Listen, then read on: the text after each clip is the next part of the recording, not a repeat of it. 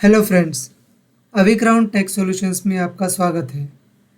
पिछले वीडियो में हमने जाना था एफटीपी के कुछ कंसेप्ट्स के बारे में, कुछ ऐसी सेटिंग्स के बारे में जो आपको कॉन्फ़िगरेशन में और ट्रबल शूटिंग में हेल्प करती हैं। तो इस वीडियो में उन चीज़ों का प्रैक्टिकल इम्प्लीमेंटेशन हम लोग सीखेंगे।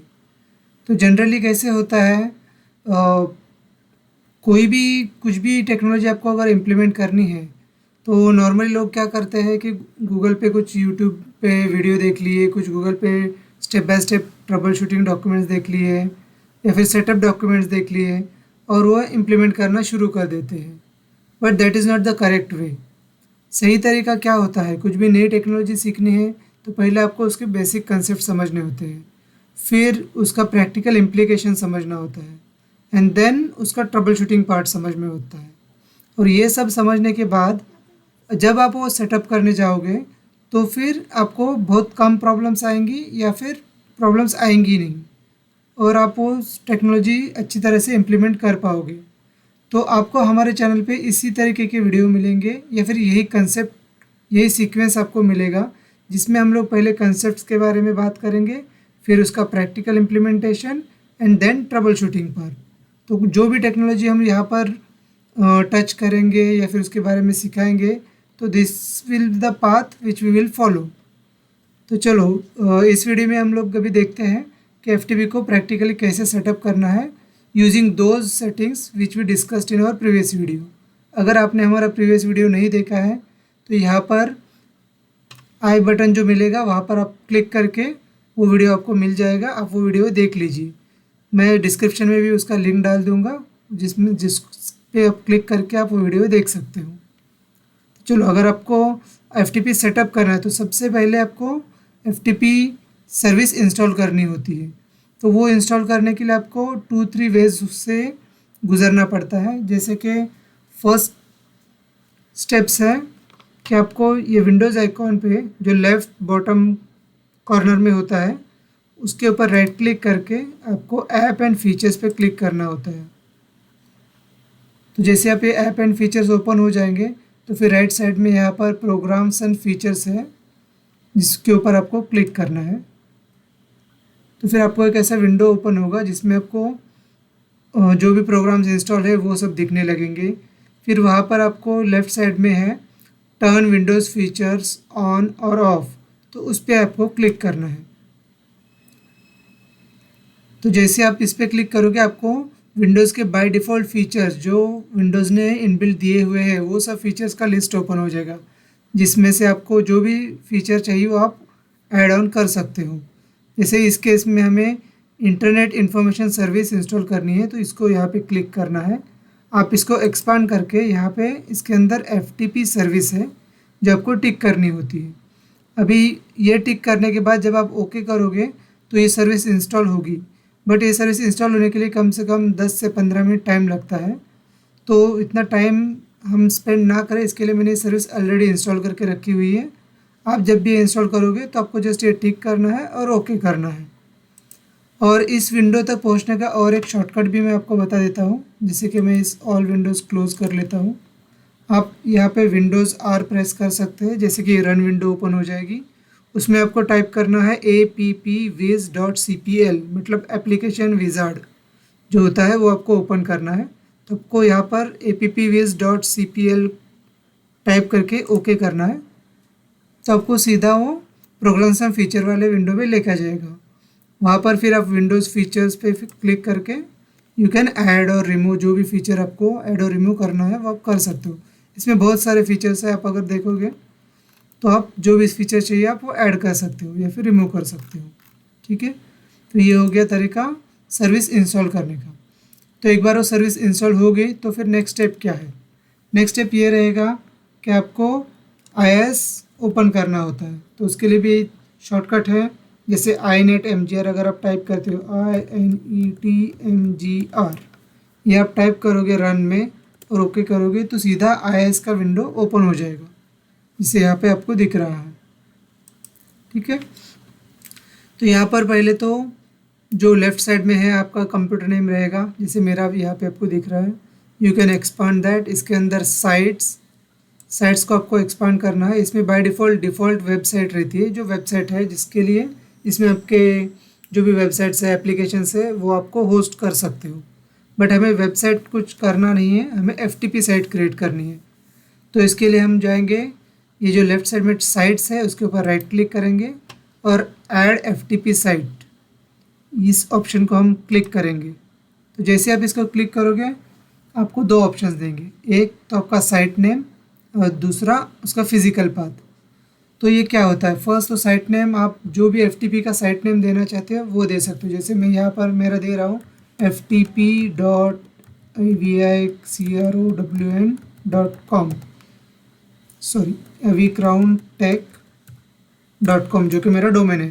तो आपका जो भी डोमेन रहेगा उस डोमेन का एफ़टीपी साइट आप बना सकते हो, ठीक है।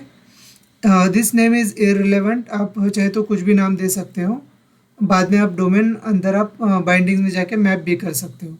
बट अगर डोमेन नेम और साइट नेम सेम रहेगा तो it will be good, okay. तो फिज़िकल पाथ आपको देना है डी या ई में कहीं भी, जो भी एफ़टीपी का आप पाथ बना के उसका पाथ दे सकते हो। जैसे यहाँ पे मैं ब्राउज़ करूँगा, ये जो 3 डॉट्स है यहाँ पर मैंने बनाया हुआ है ई ड्राइव में ftp.avicrown.tech.com का मैंने फ़ोल्डर बनाया हुआ है। तो इसको मैं folder path as a FTP root path दे दूँगा। मैं इसको सिलेक्ट करके ओके कर देता हूँ। तो ये मेरा फिज़िकल पाथ हो गया एफ़टीपी का। तो जब भी कोई भी यूज़र एफ़टीपी को कनेक्ट करके कुछ भी फाइल ट्रांसफ़र करेगा वो इसी पाथ पे जाके स्टोर हो जाएगा। तो इसको हमें अभी जस्ट नेक्स्ट करना है। यहाँ पर आता है आईपी एड्रेस, पोर्ट। तो आईपी एड्रेस आपका जो भी सिस्टम का आईपी एड्रेस होगा वो दे सकते हैं, या फिर ऑल असाइन बाय डिफ़ॉल्ट रहता है वो रखेंगे तो भी चलेगा। बट अगर आप मल्टीपल साइट्स यूज़ कर रहे हैं तो it's better you use IP addresses और मल्टीपल आईपी एड्रेसेस, जैसे सर्वर्स में वगैरह होता है। ये तो हमारा विंडोज़ 10 का मशीन है, अगर सर्वर्स में आप मल्टीपल साइट्स क्रिएट करना है तो मल्टीपल आईपी एड्रेसेस यूज़ कर सकते हो और डिफरेंट पोर्ट्स पे कॉन्फ़िगर कर सकते हो। यहाँ पे बाय डिफ़ॉल्ट पोर्ट 21 होता है जो कि एफ़टीपी का डिफ़ॉल्ट पोर्ट है, बट हम लोग वो यूज़ नहीं करेंगे, हम लोग कस्टम पोर्ट यूज़ करेंगे, जैसे 2022 मैंने यहाँ पर दे दिया है। आप भी ऐसे कुछ दे सकते हो 2022 2023। सो इसके बाद नीचे आते हैं जहाँ पर लिखा है स्टार्ट एफ़टीपी साइट ऑटोमेटिकली, जो बाय डिफ़ॉल्ट ऑन होता है। जब भी आपका विंडोज स्टार्ट होगा एफ़टीपी साइट ऑटोमेटिकली स्टार्ट हो जाएगी। उसके नीचे आते हैं तो एसएसएल सर्टिफिकेट, जो मैंने पिछले वीडियो में आपको बताया था कि हम लोग सिक्योर साइट बना सकते हैं एफ़टीपी को भी। By default FTP is a non secure simple FTP site होती है जब हम ये नो एसएसएल सेलेक्ट करते हैं तो, बट एफ़टीपी को हम सिक्योर कर सकते हैं एसएसएल सर्टिफिकेट के साथ। तो इसके लिए आपको रिक्वायर्ड एसएसएल क्लिक करना है एंड देन यहाँ पर आपका सर्टिफिकेट सेलेक्ट करना है। तो ये सर्टिफिकेट वो होता है जो एसएसएल सर्टिफिकेट आप वेंडर से लेते हो, जो भी ऑथोराइज सीए होता है उससे आप सर्टिफिकेट लेते हो। सीए मीन्स सर्टिफिकेट अथॉरिटी, तो उनसे आप वो सर्टिफिकेट ले सकते हो और वो यहाँ पर इंस्टॉल करना होता है। फिर वो इंस्टॉल करने के बाद यहाँ पे आपको सिर्फ वो सिलेक्ट करना है एंड देन नेक्स्ट करना है। तो जो भी आपका एफ़टीपी के ऊपर कम्युनिकेशन होगा वो इस सर्टिफिकेट के थ्रू एनक्रिप्ट होकर ही वो कम्युनिकेशन होगा, so that will be more secure, okay. यहाँ पे आपको फिर नेक्स्ट करना है सॉरी। देन आपका नेक्स्ट जो ऑप्शन है ऑथेंटिकेशन, जो हमने पिछले वीडियो में एक्सप्लेन किया था कि एनोनिमस और बेसिक दो टाइप के ऑथेंटिकेशन होते हैं। तो उसमें से हम बेसिक यूज़ करेंगे which is secure one. Anonymous मतलब कोई भी एक्सेस कर सकता है विदाउट एनी ऑथेंटिकेशन और क्रेडेंशियल्स। तो हम यहाँ पर सिलेक्ट करेंगे बेसिक। देन ऑथराइजेशन पार्ट, उसमें भी हम सिलेक्ट करेंगे all users because this is just for testing purpose. आप चाहे तो इसमें यूज़ कर सकते हैं specific users, specific roles and और ग्रुप्स। तो आप अपने एडी के ऊपर ग्रुप क्रिएट करके उस ग्रुप को यहाँ पे एक्सेस दे सकते हो और उस ग्रुप में फिर आप यूज़र्स ऐड कर सकते हो, that is up to you. तो अभी फ़िलहाल टेस्टिंग के लिए हम यूज़ कर रहे हैं तो हम लोग ऑल यूज़र सेलेक्ट करेंगे और यहाँ पर रीड और राइट का दोनों परमिशन दे देंगे। तो आप जैसे जैसे मैंने लास्ट वीडियो में भी बताया था कि आप यहाँ पर स्पेसिफिक यूज़र्स सेलेक्ट कर सकते हो और उनको अलग अलग परमिशन भी दे सकते हो। किसी यूज़र को राइट परमिशन देना है, किसी यूज़र को सिर्फ रीड देना है, किसी किसी को दोनों देना है, तो वो परमिशंस आप दे सकते हो। देन फिर यहाँ पे हमें सिर्फ फिनिश करना है। तो ये करने के बाद हमारा FTP का इंस्टॉलेशन और सेटअप कंप्लीट हो गया। तो your FTP is completely ready to use. तो हम जस्ट एक बार एक फाइलज़िला से कनेक्ट करके एक बार चेक कर लेते हैं। मैंने यहाँ पे ऑलरेडी एक दो यूज़र्स बना के रखे हुए हैं फॉर टेस्टिंग पर्पज़। तो मैं भी यहाँ पे फाइलज़िला ओपन करूँगा। फाइलज़िला वो क्लाइंट है जिसके थ्रू हम FTP सर्वर को कनेक्ट करके टेस्टिंग कर सकते हैं। तो यहाँ पर मैं मेरा साइट का नाम लिखूँगा ftp.avicrowntech.com। फिर मेरा यूज़र है एक test.user1 और उसका पासवर्ड।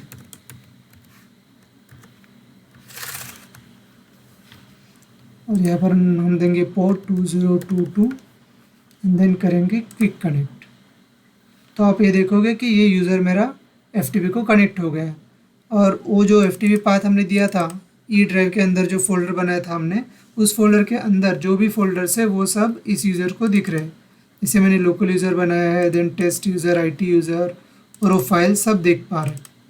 तो this is a default setting जिसमें हम लोग जो भी यूज़र हम लोग बनाएंगे और उसको एक्सेस देंगे, वो यूज़र सभी फोल्डर्स, रूट फोल्डर के अंदर जो भी फोल्डर्स है वो सब एक्सेस कर सकता है और सब फाइल्स भी देख सकता है। This is the default setting. तो अभी हम लोग जानेंगे कि हमने जो रिस्ट्रिक्शंस वगैरह मैंने बताए थे हमारे पिछले वीडियो में, वो कैसे इम्प्लीमेंट करना है। तो इसको मैं करता हूँ क्लोज़ और हम लोग चलते हैं FTP के ऊपर कॉन्फ़िगरेशन में। तो इसमें सेम चीज़ें मैं फिर से एक बार चाहे तो दिखा देता हूँ। जैसे FTP ऑथेंटिकेशन है, इसमें हमने बेसिक ऑथेंटिकेशन इनेबल किया था, एनोनिमस डिसेबल किया है, ठीक है। देन FTP ऑथराइजेशन जिसमें आप ऐड कर सकते हो, हमने यहाँ पर ऑल यूज़र्स सिलेक्ट किया हुआ है। आप अलाउ रूल ऐड कर सकते हैं और यहाँ पर स्पेसिफिक यूज़र्स ऐड कर सकते हैं। ऐसे मल्टीपल टाइम्स आप मल्टीपल यूज़र्स ऐड करके उनको अलग अलग परमिशंस दे सकते हो, ठीक है।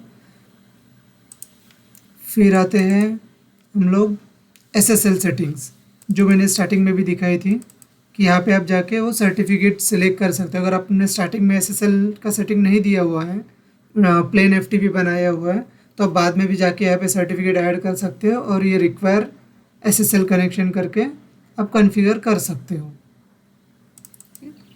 उसके बाद आते हैं यूज़र आइसोलेशन। तो यूज़र आइसोलेशन वो चीज़ है जो मैंने पिछले वीडियो में भी बताया था कि हम इसके थ्रू यूज़र्स को रेस्ट्रिक्ट कर सकते हैं उनके होम डायरेक्टरी के साथ। मतलब बाय डिफ़ॉल्ट जो ये सेटिंग है FTP रूट डायरेक्टरी, जिससे कि कोई भी यूज़र अगर FTP पे लॉगिन करेगा तो वो बाय डिफ़ॉल्ट FTP के रूट फोल्डर में जाएगा और उसके अंदर जितने भी फोल्डर्स रहेंगे, फाइल्स रहेंगे, he can access and see whatever is there, okay. तो हम लोग फिर सेकंड ऑप्शन देखते हैं जिसमें है कि यूज़र नेम डायरेक्टरी। ये भी नॉन आइसोलेटेड सेटिंग ही है, बट होता क्या है कि इसमें यूज़र जब लॉगिन करता है तो अपने होम डायरेक्टरी के अंदर डायरेक्टली लैंड करता है। तो ये जस्ट मैं आपको क्विकली दिखा देता हूँ कि ये कैसे होता है। मैंने ये सेटिंग्स अप्लाई की है। अब जस्ट जाके FTP स्टॉप एंड स्टार्ट करना है। देन आप जाएंगे फाइलज़िला,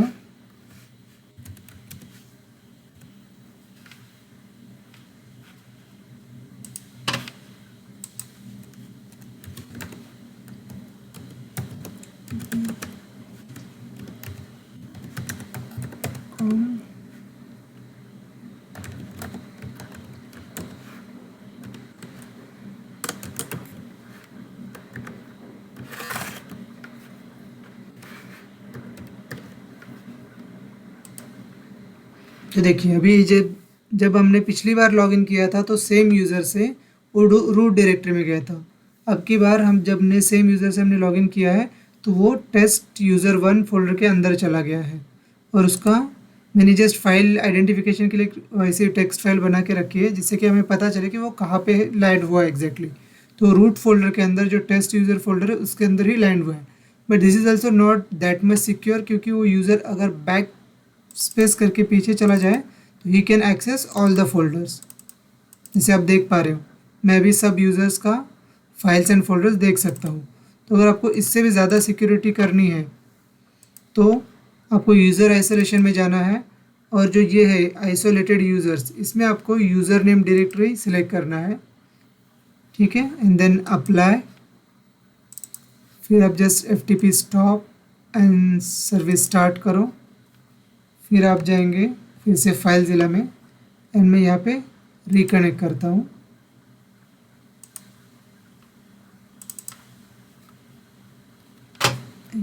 फाइल ज़िला क्लोज करके फिर से चालू कर दूँ।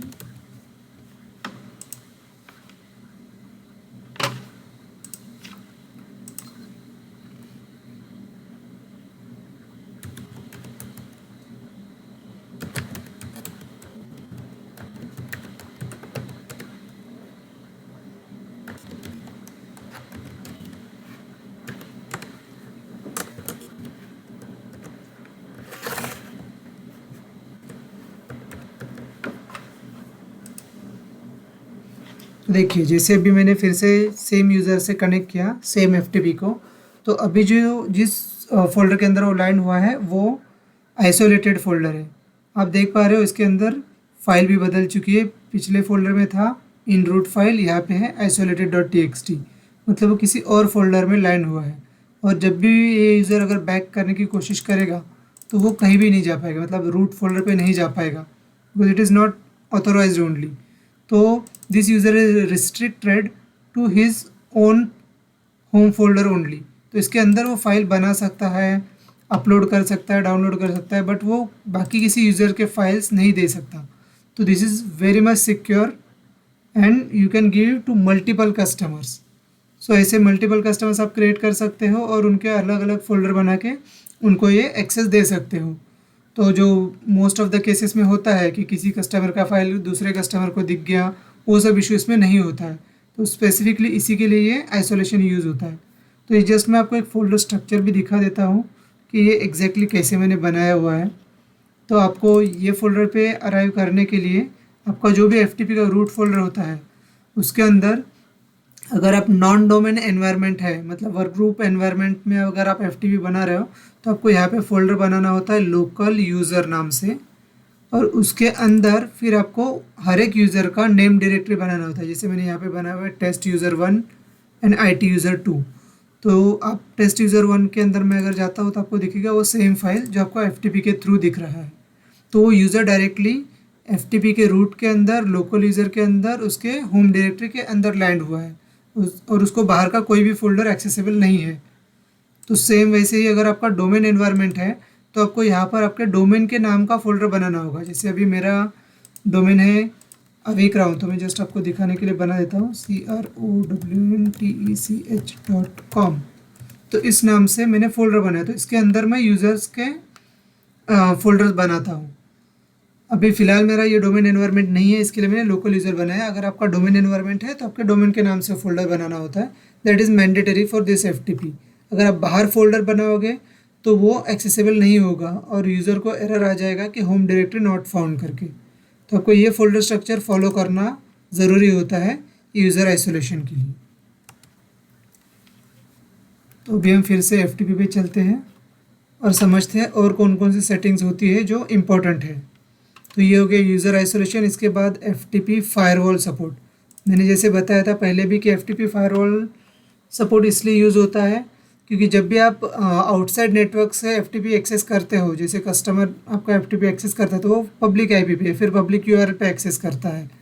तो वो FTP प्रॉपरली राउटिंग होने के लिए आपको यहाँ पर फायरवॉल में आपका सर्वर का FTP सर्वर का पब्लिक IP देना ज़रूरी होता है। अगर आपके सर्वर को पब्लिक IP नहीं है तो आपके फायरवॉल पे वो पब्लिक IP मैप किया हुआ होना चाहिए, तो वो पब्लिक IP आपको यहाँ पे मेंशन करना है। प्लस यहाँ डेटा चैनल में आपको वो पैसिव पोर्ट्स जो मैंने लास्ट वीडियो में भी समझाए थे, पैसिव पोर्ट्स क्या होते हैं, अगर आपको नहीं पता है तो आप वो वीडियो जाके देख सकते हो। तो पैसिव पोर्ट की वो रेंज देनी होती है, तो वो रेंज देने के बाद आपका पैसिव कनेक्शन बाहर से चलने लगता है।